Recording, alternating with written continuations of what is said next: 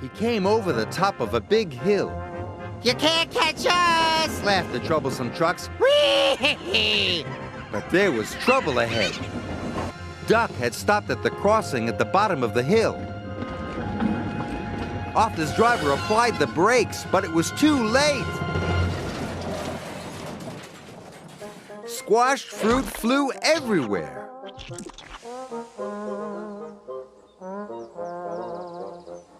Arthur was upset. His spotless record was ruined.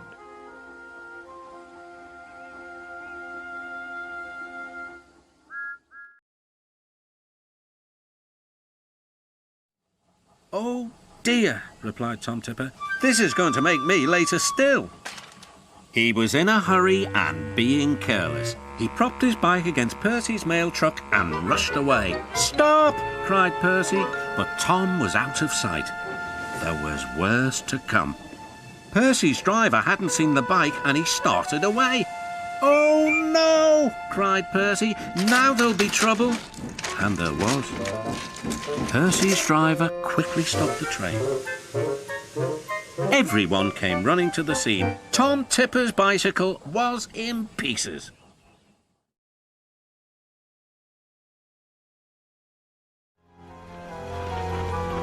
That evening, a big storm raged across the island.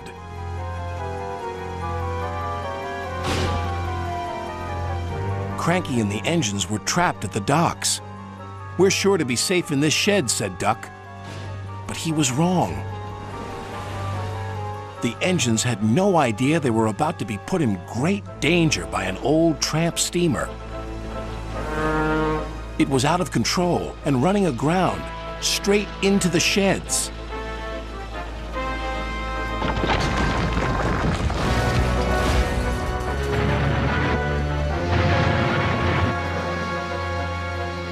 Ah! "Help!" called the engines from inside the shed. "I can't!" called Cranky.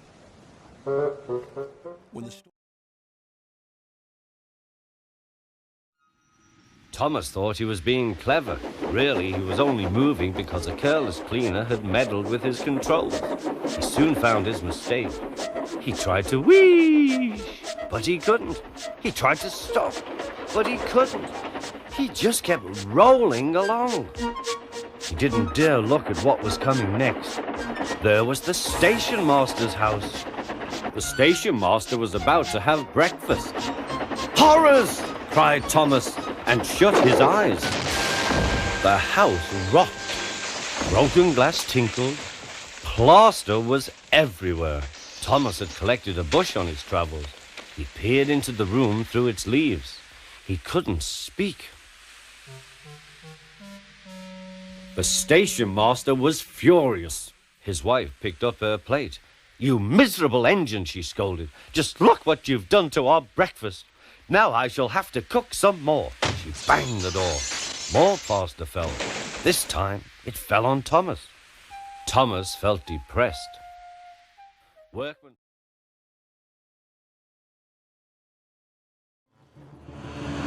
"I'm the most important," snapped Max. "I am," blasted Monty. "I am. I am." "Look out!" shouted Patrick.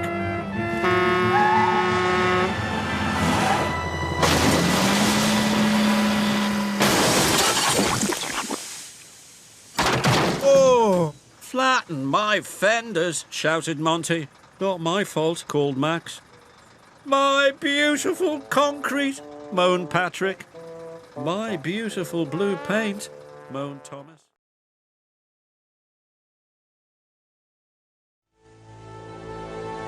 ¡Fuera de mi camino, locomotora inútil! ¡Eres demasiado lento para ser realmente un...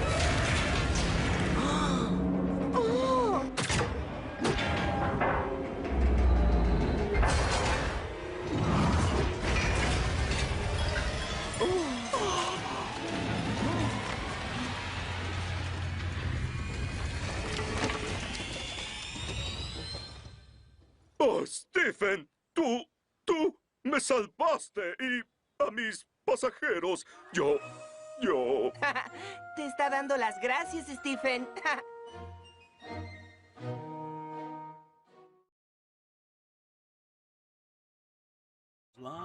It worked, laughed James. I'm first. Suddenly, the signal turned red. James applied his brakes and screeched to a halt. But Edward couldn't stop in time. Sorry, puffed Edward. I didn't have time to stop. Don't worry, moaned James. It was my fault for pushing in. You're finally in a poster, chuckled Thomas. Maybe you are good enough after all. But James didn't feel very good. He felt very sick.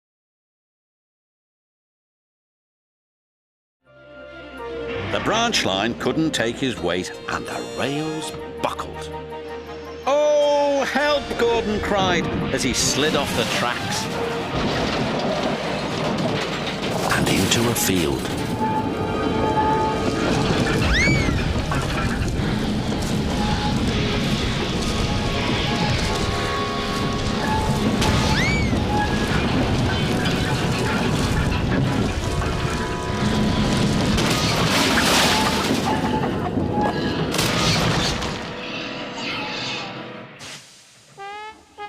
No one was hurt, but poor Gordon felt very undignified. What will the Fat Controller say? He groaned.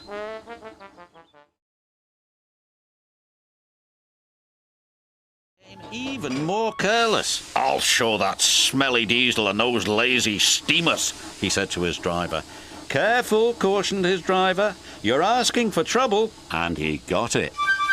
Duncan didn't notice his chain was tangled in the coupling of the truck in front of him. Suddenly, he was being pulled up the track by the empty trucks. Birds and buffers, he cried, it's got me. Duncan's driver jumped clear. Rusty returned to see Duncan being pulled up the incline. I tried to warn him, said Rusty. He never listens, the little diesel's driver said.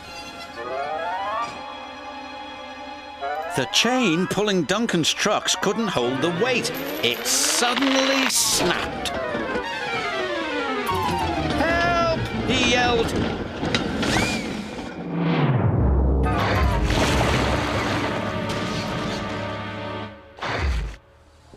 Glug, glug, glug, he said. Bluggle, my broiler. Duncan felt foolish and very wet.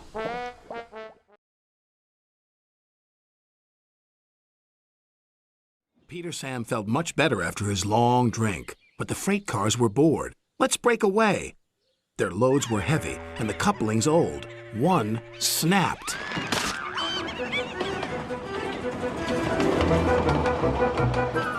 Faster, faster, shouted the freight cars. A sign read slow steep bends and ravine ahead, but the silly cars never saw it.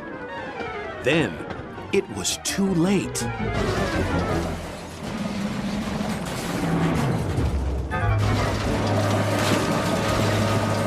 Peter Sam arrived at the scene of the disaster.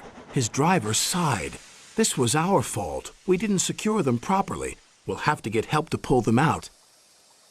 Sir Topham Hatt will be very annoyed.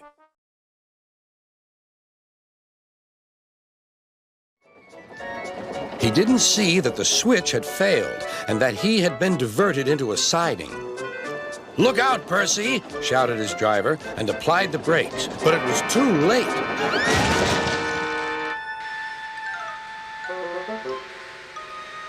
The driver and fireman had jumped clear, but squashed fruit squirted all over Percy.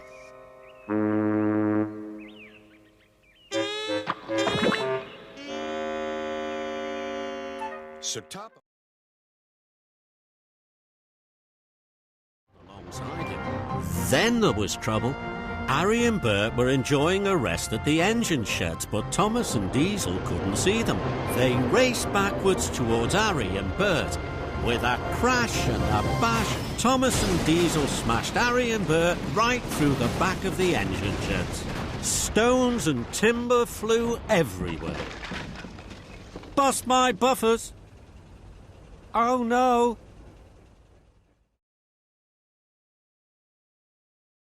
They were spooked. Faster, faster! There's a ghost about! Stop, stop! Yelled Henry. A mysterious figure watched Henry go by. Ahead was a landslide blocking the line. Henry braked hard, but the freight cars hit some of the rubble and plunged into the ravine.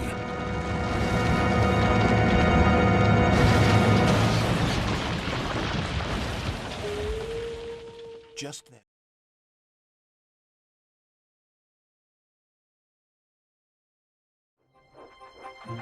Thomas puffed as fast as he could, but he wasn't watching where he was going.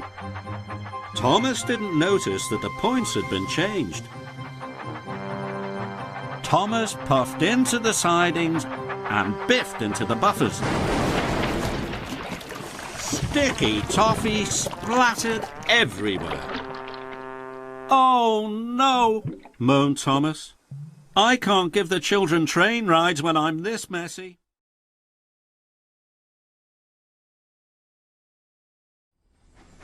Then there was trouble. Gordon was roaring towards Percy. Out of my way! Express coming through! Out of my way! Mail coming through! But Gordon didn't get out of Percy's way. Suddenly, Percy was worried. Oh my! Oh no! Oh help! Whoa! Oh! Whoa! Gordon swerved and swayed into a siding. He bashed the buffers and toppled off the tracks.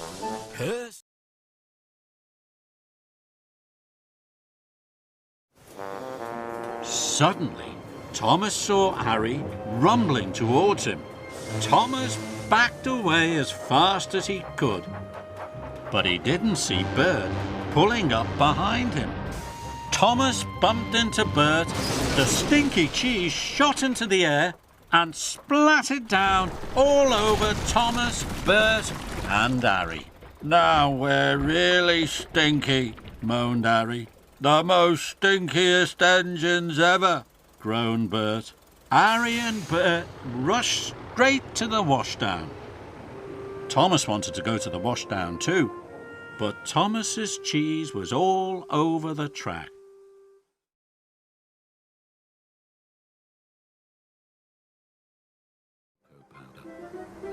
Thomas was ready to go, but the shunters hadn't released the brakes on the trucks. Thomas pulled as hard as he could, but the trucks wouldn't move. "I have to hurry," puffed Thomas. He heaved, he huffed, and he puffed, and at last the coupling broke. Thomas shot forward. Cocoa powder flew everywhere. "Now I'll never get to take the children," puffed Thomas.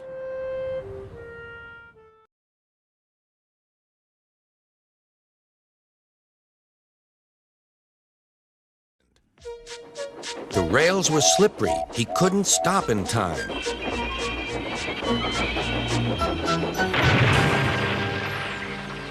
Donald wasn't hurt, but Sir Topham Hatt was most annoyed.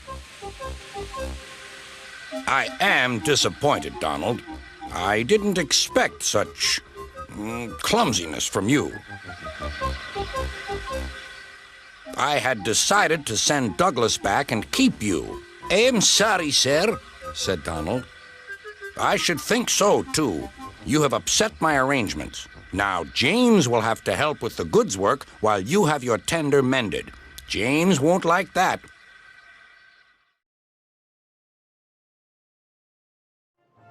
"Ha!" laughed Thomas. "I can get these trucks really messy and get the coal to the docks on time." Then there was trouble. The rusty coupling broke. Thomas's trucks were rolling by themselves. Cinders and ashes, cried Thomas. Thomas applied his brakes, but he stopped too quickly. The trucks bumped into the back of Thomas, and the coal spilled all over the tracks. Thomas was stuck.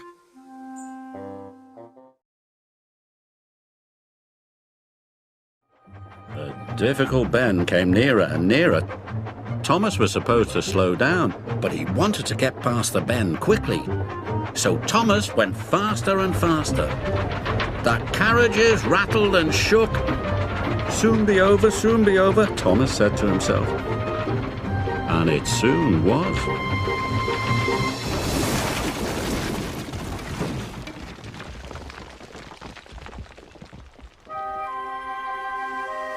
Luckily, no one was hurt. But Thomas felt sadder than ever.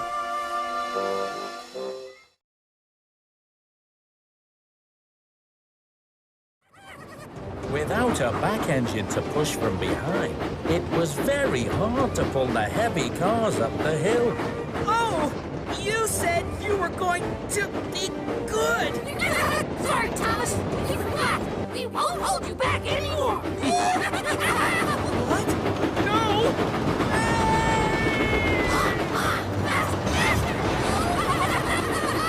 Without a back engine to hold back from behind, it was very hard to slow down.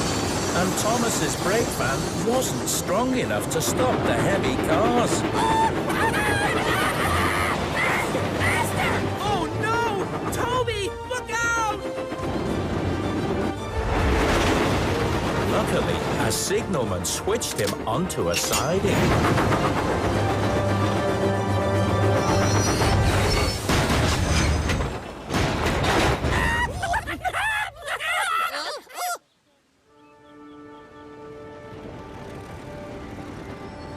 Thomas, what happened?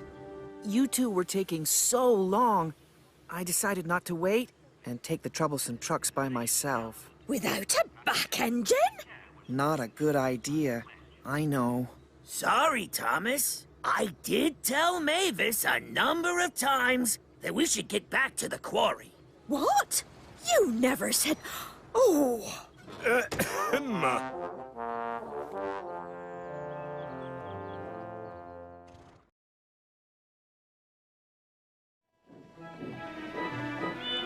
Next day, the twins were working at the quarry again. That's a strange noise, gasped Bill. I've never heard a noise like that before. I have, whispered his driver nervously. It sounds like a rock slide to me. Then came the alarm. Danger! Clear the quarry! Shouted the quarry master. Workmen scrambled into the cars. Thank goodness we're here, said the twins. They were just puffing out of the quarry when, help! Wait for me! A workman had been left behind. Ben waited as the man climbed quickly aboard. The twins left the quarry just in time.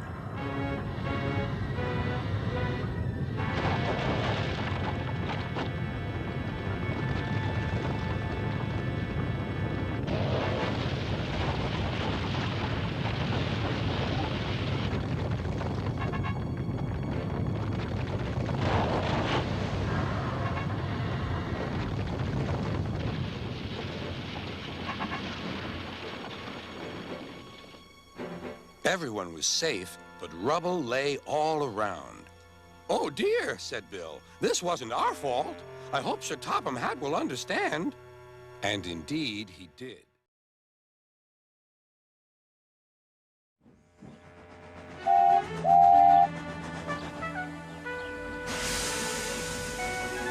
Hold back, whispered Scruffy, and passed the word to the others. The silly trucks giggled. But Oliver knew what to do. There was plenty of sand on the rails and his wheels gripped splendidly. He gave a great heave. Oh! groaned Scruffy. I don't like this. going, yelled Duck. Well done, boy, well done. Oh!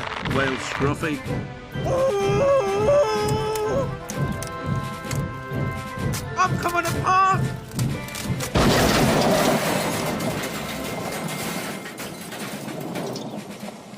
And he did.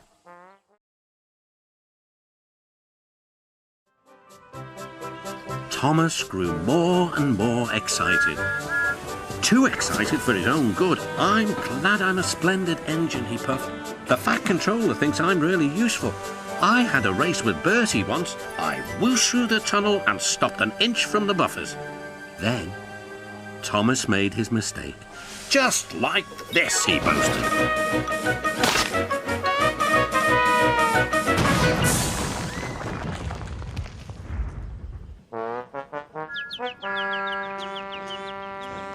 No one was hurt, but Thomas's front was badly bent.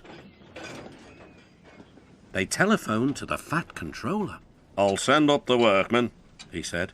But if they can't mend Thomas in time, we'll have to go to the big city without him. Poor Thomas. 8 o'clock. The driver was gaining control. Another clear mile and we'll do it. Oh, glory, look at that! James was just pulling out on their line from the station ahead. Any minute there could be a crash. It's up to you now, Duck, cried the driver. Duck put every ounce of weight and steam against the cars. It's too late, Duck groaned and shut his eyes. He veered into a siding where a barber had set up shop. He was shaving a customer.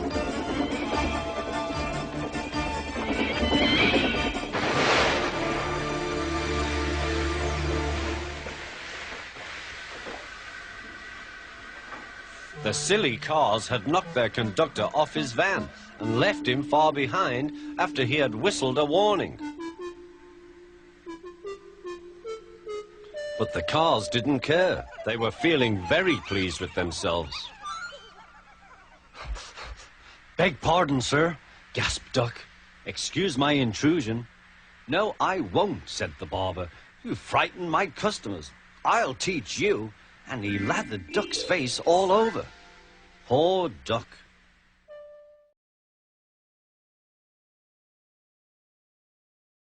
Whiff was there. Whiff was too tired to puff on. Thomas didn't see Whiff until it was too late. Cinders and ashes! He crashed and he bashed straight into the back of Whiff's rubbish train. The rubbish trucks clattered and battered right off the rails. Stinky rubbish and oily old engine parts toppled and tumbled over the tracks. Luckily, no one was hurt.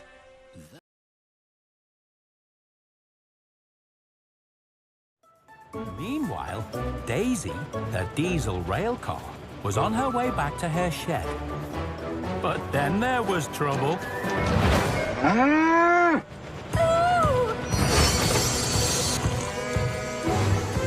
Oh no! Look out!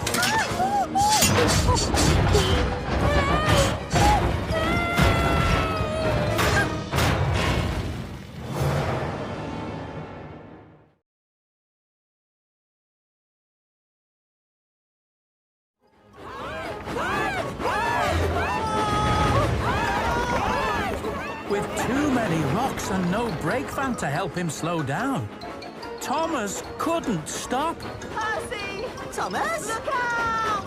Look out!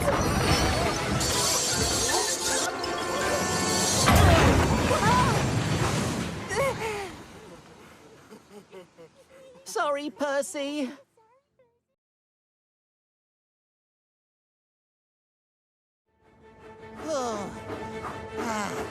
But it was even harder to control than when he was going down again.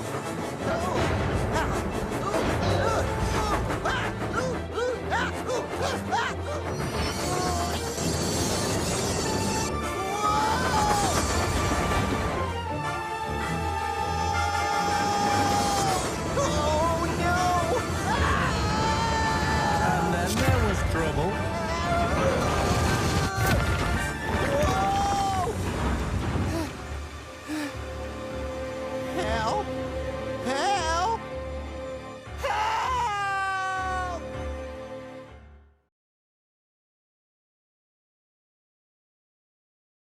James. What we need is speed and spin. Back up and watch the rescue. So James backed up, Toby backed up, and Gordon waited. Then James pumped his pistons, his boiler bubbled, and his firebox fizzed. Rescue engine to the ready! James roared and raced down the track. He hit Gordon's buffer with a biff and a bash and a terrible smash. Gordon the Grand had toppled off the track into the muddy fen, and James the rescue engine had splished and sploshed into the mud after him. Oh, the indignity.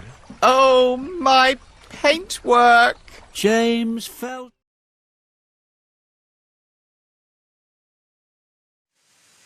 At the yards, Percy was collecting trucks. Then he heard Boulder. Oh no, it's heading straight for me!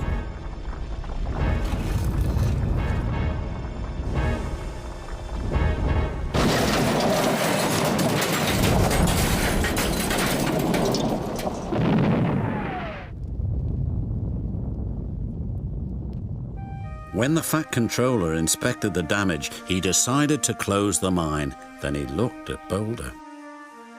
We should have left this part of the island alone, he said thoughtfully.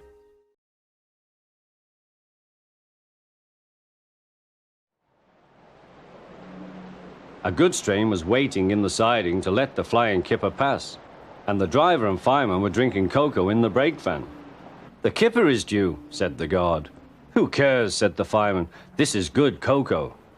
The driver got up. Come on, fireman, back to our engine. They got out just in time.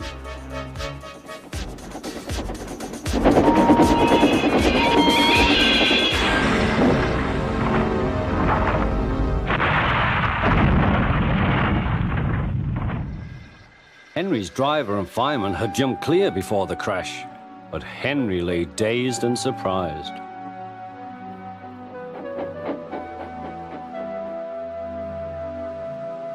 The Fat Controller came to see him. The signal was down, sir, said Henry. Cheer up, Henry, it wasn't your fault. Ice and snow caused the accident. I'm sending you to Crewe, a fine place for sick engines. They'll give you a new shape and a larger firebox. You'll feel a different engine and won't need special coal anymore. Won't that be nice?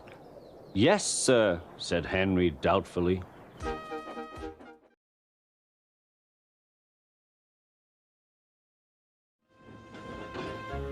Percy didn't know that earlier a leaky truck had spilled oil on the track.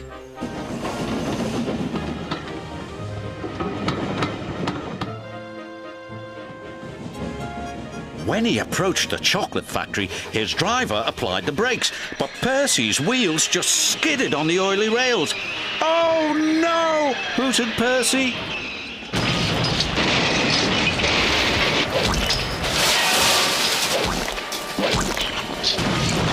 Yuck! He groaned. I've never been this dirty. He was covered from funnel to firebox in sticky, gooey chocolate.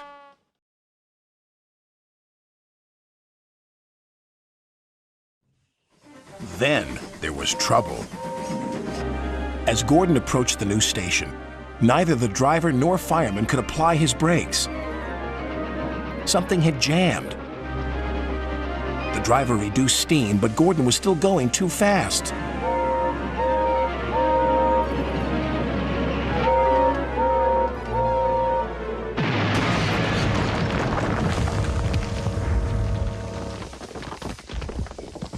Help me, please.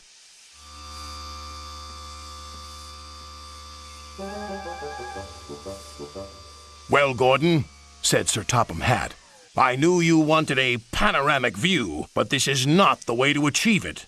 Yes, sir. Sorry, sir.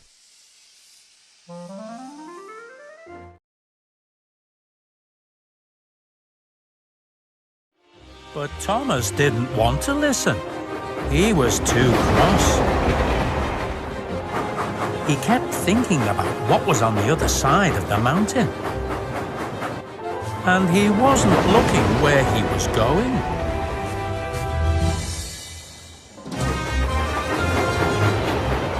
No! Thomas! Watch out!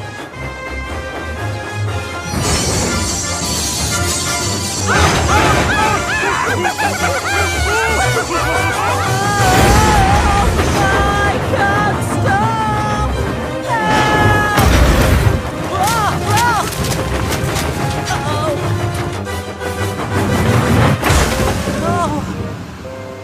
Luckily, nobody was hurt.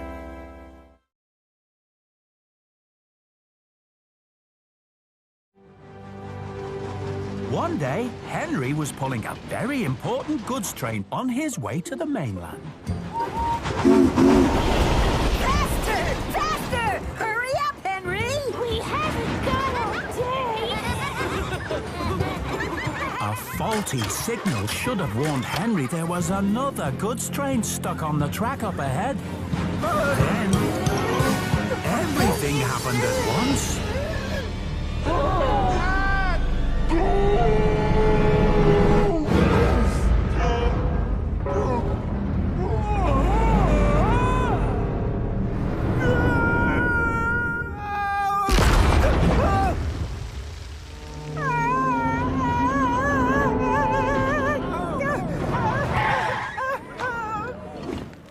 Poor Henry wouldn't be going to the mainland now.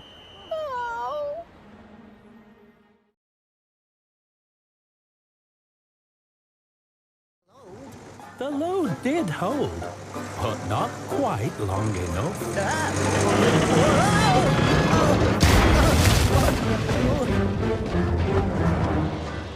Oh, crumbs. That's torn it. It's Rex.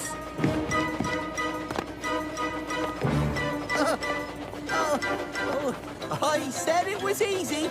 I said it was easy. Then everything happened at once. Rex! Rex! Watch out! Slow down! Stop! Stop!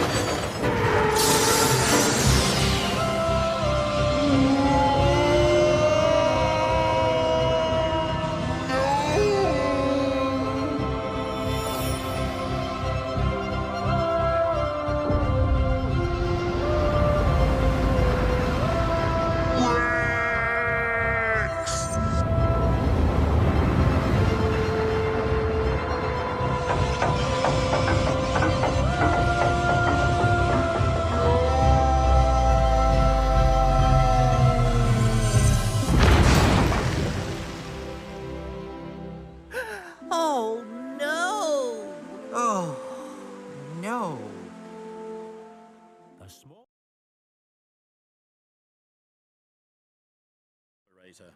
Ned was still dreaming of knocking buildings down and wasn't watching where he was going. "Look out!" cried his operator. But it was too late. The chimney rocked, the bricks crumbled, the workmen and the foreman took cover.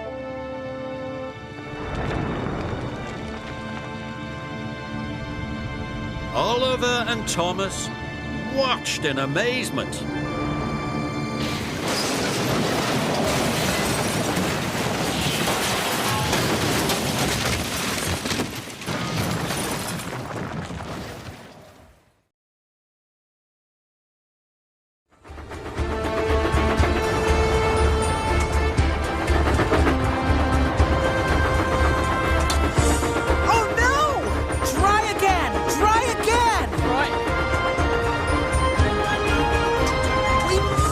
Give up! We have to try!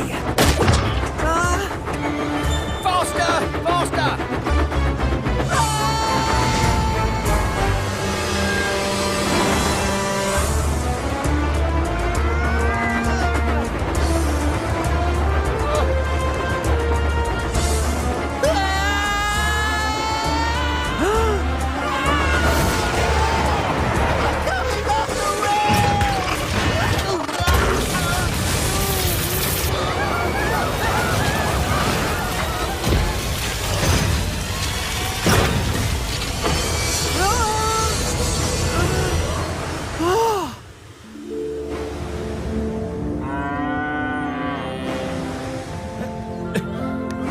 Edward was right. Cars can run an engine right off the rails. Stay right there, James. I'll go and get help.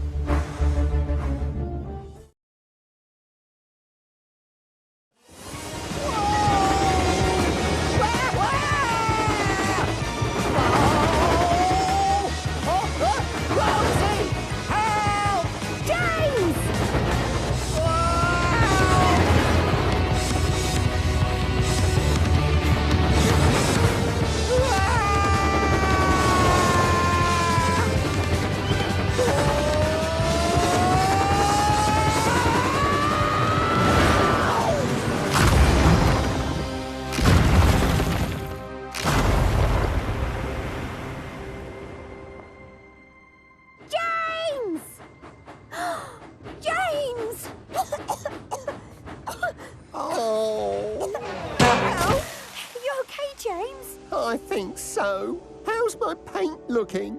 I'm really in trouble now.